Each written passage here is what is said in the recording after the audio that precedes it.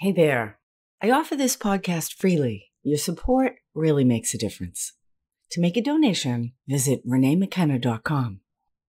Welcome to Spiritual Psychology. My name's Renee LaVallee McKenna, and I bring my 30-plus years as a recovering addict and ex-crazy person turned therapist and shamanic healer to bring you snackable teachings on spirituality, psychology, and all things personal growth. And today I want to talk about how we heal. And I've always found it fascinating, the correlation between the physical world and the metaphysical world. And how nature and science, through the study of our own bodies and what we know about biology, physics, chemistry, and even astrophysics, has a tremendous amount to teach us about growth, evolution, and healing in the non-physical realms of mind, emotions, and spirit.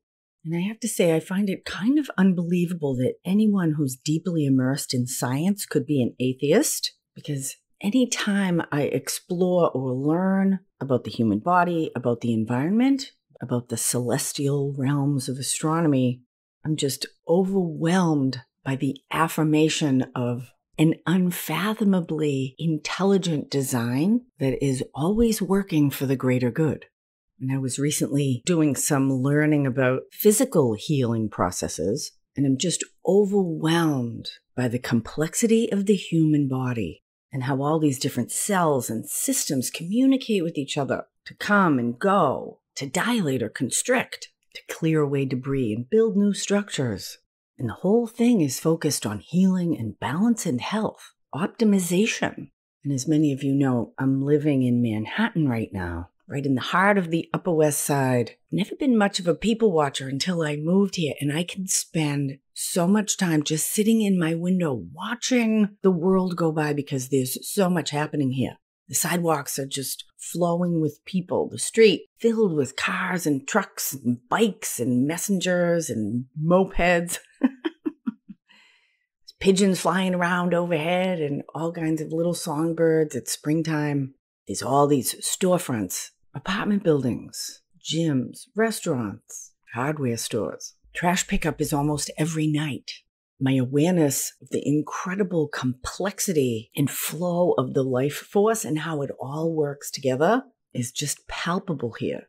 And of course, it's intermixed with churches, synagogues, art studios, writers' workshops, bars and gambling dens. And it has become clear over time that life is like a fractal. And fractals are patterns generally seen in math and geometry, that when you magnify them, it reveals that the structure repeats itself infinitely over and over the deeper you look. It correlates with the idea that each of our cells holds the DNA for our entire structure. And for me, the metaphor, the magnificent city of New York, is a metaphor for the complexity of our own bodies. And that each body, mind, emotion configuration, which is what we really are, is its own very intricate and complex metropolitan structure. And so if everything's functioning well, the trash men are coming and picking up the recycling, the water in the sewer, the subway are flowing under the street, the electricity's working, I don't even have to pay attention to any of that stuff. I can just go out, get myself a bagel and a latte. I'm actually more of a chai, yogurt, granola person, but for most of us in the Western world, whatever we want is available to us without too much difficulty. And so when our bodies are healthy, everything's flowing along fine. We don't have to have any awareness or consciousness about all these systems that keep everything going. But when there's a problem, when there's an injury, a trauma, or a chronic issue like anxiety, depression, addiction, maybe we're suffering in our relationship, unhappy in our job, or we become sick or injured, then a different process needs to happen to bring us back to health and healing. Actually, a whole bunch of complicated things need to happen. And I happen to live both on an ambulance path and near a local police station. So there's a lot of sirens here day and night working to keep everything in order. And the same thing happens in our bodies, in our psyches, and in our spirit as well. Healing is always available to us and actually part of the natural function of our system, both externally and internally. And I have dedicated my life to helping people heal emotionally, mentally, spiritually, and relationally. And as long as we're living, that's an ongoing, continually evolving process. And I remain deeply involved in my own healing continuation. And because life is a verb, it's a process. Healing growth, expansion, and evolution is endlessly unfolding. There's only one place we get to when we're all done here, and that is death. Most of us aren't in a rush to get there. And although certainly we can get to places of stasis and balance where everything is functioning well, purely because of the natural aging process and the complexity of our interrelationship with lots of other things that are in change, there was always work to do. And I'm particularly interested in systemic function and dysfunction, because one of the things that's really important in evolution is the improvement of the larger systems. It's believed that the beginning of life started as cells in the primordial ooze, and the cells organized themselves into compound structures and eventually became organisms ever growing in complexity. Eventually we got fish and other aquatic creatures because the earth was mostly covered with water, I believe. And somewhere along the lines, those aquatic creatures crawled out of the water, learned how to breathe air, which means they developed whole new organs called lungs, and then some of them sprouted wings. Now, how all that happens is a great mystery, but that process hasn't stopped, and I'm enthralled by that mystery. And although the common cultural perspective these days seems to be one of fear and doom and gloom, I'm incredibly hopeful. We can't kill the life force. It's infinitely creative and regenerative, and like all of the other organic forms that have gone before us, humanity is always evolving and transforming and will eventually become something else or die off. And that's not a tragedy in the life-death life cycle that we're all a part of.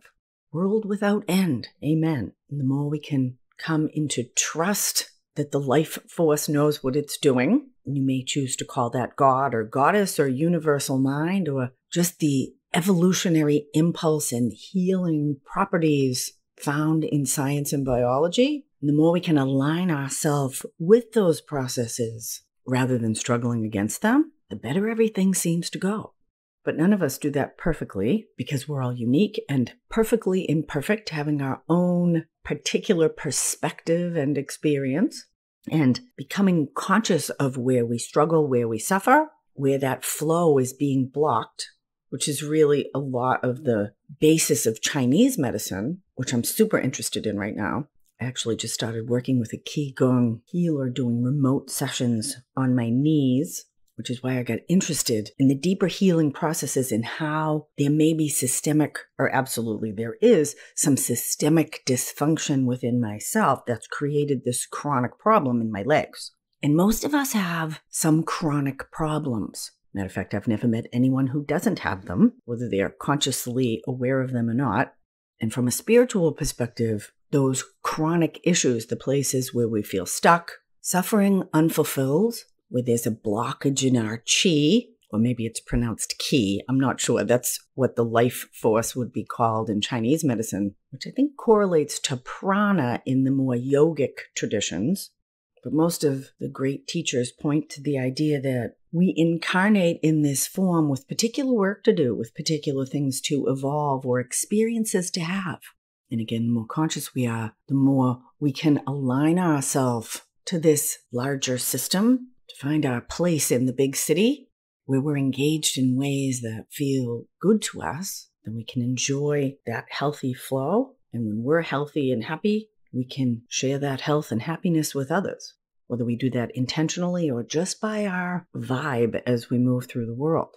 So I'm fascinated by this correlation with the physical world and the non-physical world, particularly our biology and our mind, emotions, and spirit, and how they can instruct each other. Because we are a system that all those things work together.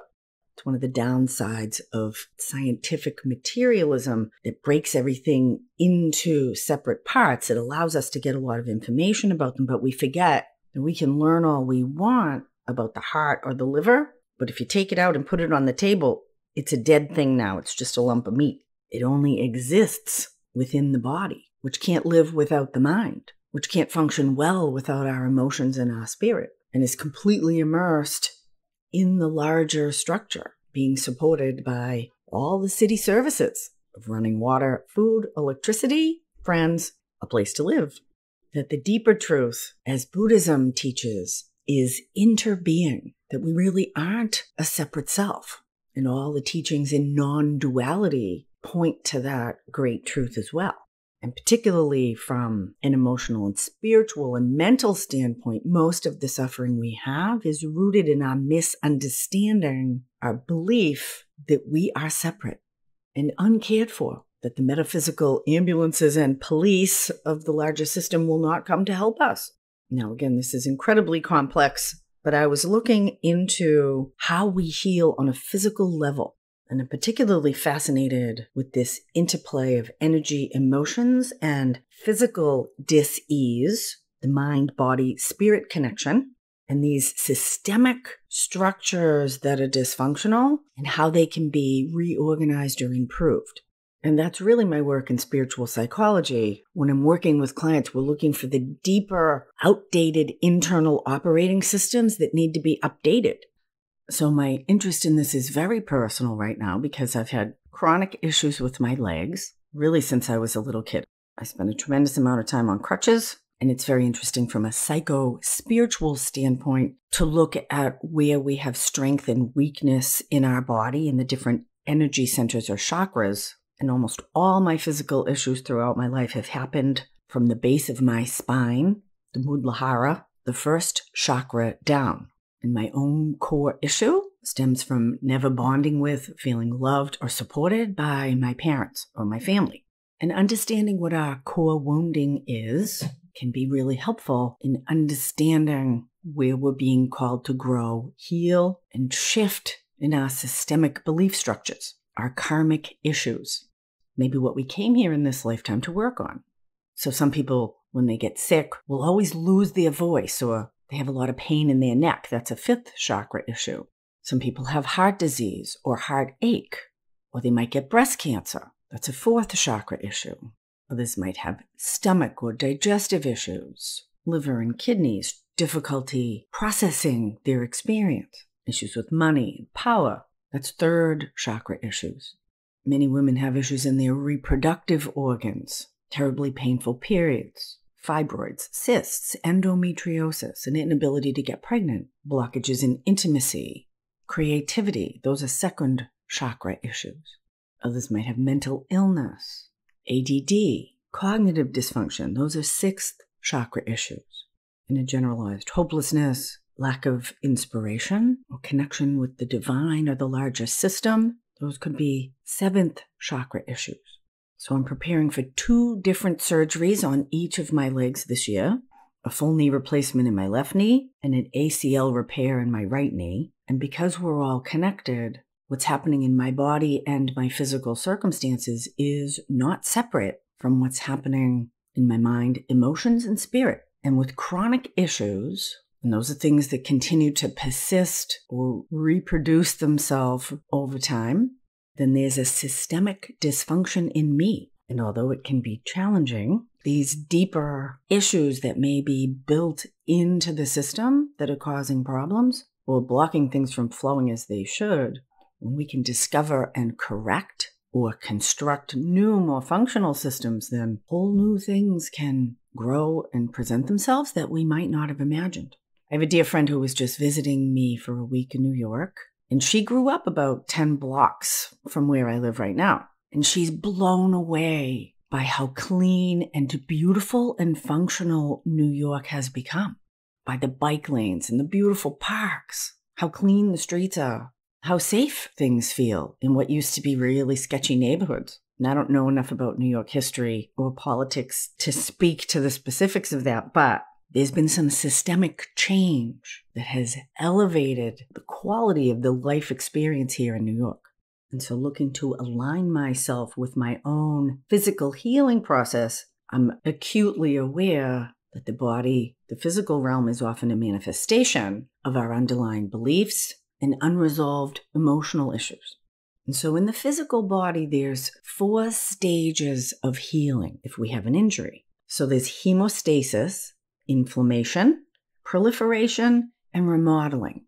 And if things go wrong at any one of those stages, then the healing won't happen completely. And this is fascinating for me as a trauma therapist. And I'm really doing an archaeological dig within myself to see where I've become stuck along this process so I can move forward with my own healing with this chronic issue. I'm actually pretty excited about it now that I'm looking at it from this perspective. So after we have an injury, the first stage, hemostasis, stops the blood flow. Say we have a cut, but this can also be used for an emotional or psychological trauma as well. So the hemostasis is to stop the problem, stop the bleeding. In your body, there's all these different cells that come together to create a blood clot. If the blood clot doesn't happen, you might bleed out and die if the cut is bad enough. And so from an emotional, psychological, or spiritual standpoint, generally the first thing we do is remove ourselves in one way or another or try to stop what's happening, stop the pain. And this might mean addiction, other compulsive or obsessive behaviors. We might become hypervigilant or isolate or shut ourselves down. There's many ways that people might try to stop the suffering that is happening. And the next stage is inflammation. And in your body that is preventing the spread of the damage. All these cells come in to clear away dead or damaged cells. Our internal immune system goes on high alert. And this might be where people develop chronic anxiety, phobias, some of the PTSD responses that people have, again, moving deeper into self-medicating. In a healthy healing function, inflammation is necessary to kind of clear the area up. But if you get stuck in any one of these stages, things can't move on. And the biologists don't totally understand how our body moves from inflammation into the next stage, which is proliferation. And proliferation is really the creation of like a scaffolding or a foundation for new tissue to be formed. And from a psychosocial standpoint, I think a lot of us get stuck in hemostasis or inflammation and don't move into proliferation of this creation of new and healthy structures to replace the old and damaged ones. Or the new structures that are created are inadequate. And the final stage is remodeling. And remodeling can take a long time. I broke my wrist last year, and it's probably about 90% now, but I still can't do a handstand without some pain. And even the muscles on that side when I'm lifting weights is still a little bit weaker than my left side. But it's coming along. It just takes time for the bone to completely fill in and solidify with the new bone cells to be as strong as it was before. And with my knee replacement, I'm going to get a completely new structure. Hopefully much more functional than the one that I've been limping around on. And that's what good therapy, personal growth work, and spiritual practice can be about, is this proliferation and remodeling stage to move us out of just being stuck in constriction or reactivity and move us into building new, healthy, more functional structures, maybe even structures that didn't exist before. And I know that that has been the process for me and my clients psycho-spiritually. Again, we're part of this larger evolutionary process in an endlessly creative life force, always seeking new, more interesting, more functional or healthy ways of doing things, both individually and collectively. And the more we can open and align ourselves to participate in this healing, evolving process, then the more healthy and functional we become on all levels. Physically, mentally, emotionally, spiritually, socially, creatively, relationally. And that is my wish for you, to move easily and naturally through this always present process of healing that's available to us on all levels, and to open and allow new structures, new ways of being, relating, of living that are more fulfilling and joyful, both for ourselves and for everyone we're engaged with. Thank you so much for listening. Deep gratitude to my supporters on Patreon and through this podcast. Blessings on your path until we meet again. This is Renee LaVallee McKenna for Spiritual Psychology.